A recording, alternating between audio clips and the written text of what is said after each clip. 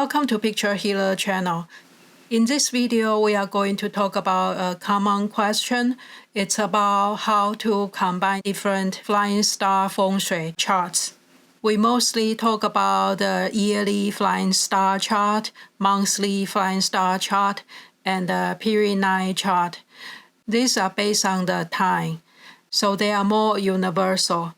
Another flying star chart is by the house direction and the construction year. If you have a Feng Shui consultation, this is the chart you usually get because it's very personalized.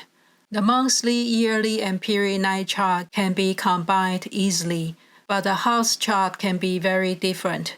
We'll look at different ways to combine the charts for the best result. This is an example of the monthly chart. I often combine it with the yearly and the period 9 chart. So you can just follow along on my monthly analysis. Now we have to know what's the house chart by direction and the year of construction. The direction is based on the traditional Chinese 24 mountains or the 24 directions. And the 24 mountain chart is based on the Ba Gua. This is the post-heaven Ba Gua. It has 8 directions. If each direction is separate into 3 directions, we have 24 directions. For example, we have north 1, 2, 3, northeast 1, 2, 3, east 1, 2, 3, and so on. And for the traditional Chinese map or the Ba Gua map, south is always on the top. So if you want to overlay on top of your floor plan, you can turn it around to match your own floor plan. Because the modern plan or the modern map, the north is usually on the top. Here is an example of the house chart. This one is for period 9 and the north 2 facing house. And you can see this is a very similar chart as before. We have 3 stars in each box. The top left star is called the mountain star. That's related to health and relationship. And the top right star is a facing star. It's related to money and finance. And the bottom star is the same, the period 9 star. So if the house is built in period 9, the center will be star 9 as a period 9 star. The difference between the house chart and the yearly, monthly, or period 9 Feng Shui chart, the most obvious difference is that the house chart is fixed.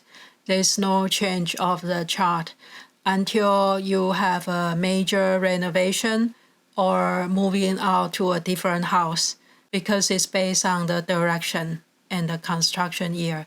So basically it stays the same. But the yearly or monthly chart is more short term. It changes every year or every month. The house chart is more long lasting. Any changes will be more gradual. So you don't see the effect of the Feng Shui setup very quickly. But for the monthly and the yearly Feng Shui chart, you can see changes quickly or more dramatically compared to house chart. And the downside of the yearly or monthly chart is that you have to update your Feng Shui regularly, monthly or yearly. So how do we combine it? There's really no one fixed way. The first method is based on your time. You can use a house chart as your base because the house chart doesn't change easily.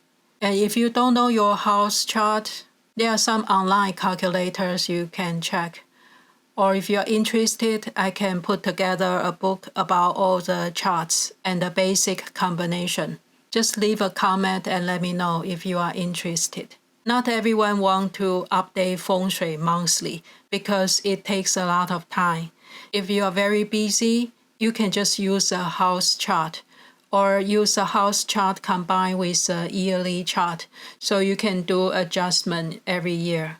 And if you have more time, you can combine the house chart with the monthly combination chart we talk about in this channel. I will look at the best and the worst direction of the month and see if anything you have to change. Avoid the problem area or play some Feng Shui cure in the inauspicious direction and spend more time in the lucky direction. And if you don't mind update your Feng Shui monthly, you can go all the way, combining house chart with a monthly combination chart, check the best and worst directions, check any conflicting information, and check important rooms, and change your Feng Shui setup accordingly. The second way to combine the chart is based on your important space. The entrance is often very important because that's where the qi enter the house. And the bedroom is important because you spend a lot of time there. Sometimes living room or kitchen or office can be important for you if you spend a lot of time there. So you can focus on those space. And the third way to combine the charts is based on your concern. Maybe you're worried about your health or money or love and relationships or your career, business, or your spiritual balance. And based on the area of your concern, you can focus on different areas. For good health, avoid star 2 and 5. For love and relationship, you might want to avoid star 3 and 7 because they can bring conflict. And star 1 and 9 are generally very lucky because we are in period 9. So that can bring you positive energy and the overall success. Another common question is about the conflicting information. Maybe one chart shows one direction that's very lucky, but the other chart shows inauspicious combination. And the principle is to address the negative first, and then you can enhance the positive. So if one chart shows the negative energy, first we want to make sure we avoid construction, reduce the activity there. If you have a water fountain, maybe you can turn it off during that time and add suggested Feng Shui cures to balance the energy, such as a salt water cure or black obsidian crystal. And some people ask about if all black crystals are the same for the function. In general, they are the same because of the black color and the symbolic meaning. But if you want to nitpick, the obsidian crystal is more powerful in reducing the negative qi. And if the stars are conflicting, it can also mean the energy is neutralized because most likely the lucky stars will reduce the negative stars. So it's not extreme lucky or extreme unlucky. That means we don't really have to worry too much about the space if it's mixed luck. On the other hand, the stars can align on both charts. Both charts can show positive stars. In that case, we take advantage of the positivity and try to spend more time or have more activity in that direction during that time. And if both charts shows negative stars, it's better to avoid that area and have less activities, avoid construction there during that time. So that's the basic principle of combining charts. It's very difficult to come up with a straightforward system because we are dealing with energy. The flying star Feng Shui is about the manipulation in certain space and time. We look at the direction, the yearly, monthly, and the period Feng Shui. Each period lasts for 20 years. But there's one piece missing, that's the human beings. That's us, the people factor. We often talk about the 八字, the birth chart, can decide your basic fortune in this life. But there's more than that. You have willpower, you can have different attitude and take different actions. And you also have close friends and the family that can influence you.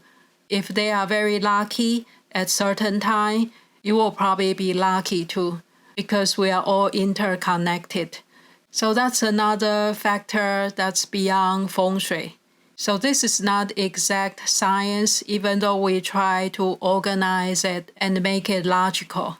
There are still some elements that's beyond what we see or what we can control. It can be your intuition, your inspiration, or influence from other people. The best solution is different for everyone. It depends on your environment, your time, your energy, and your focus. I hope this video is helpful. Thank you so much for watching, and see you next time.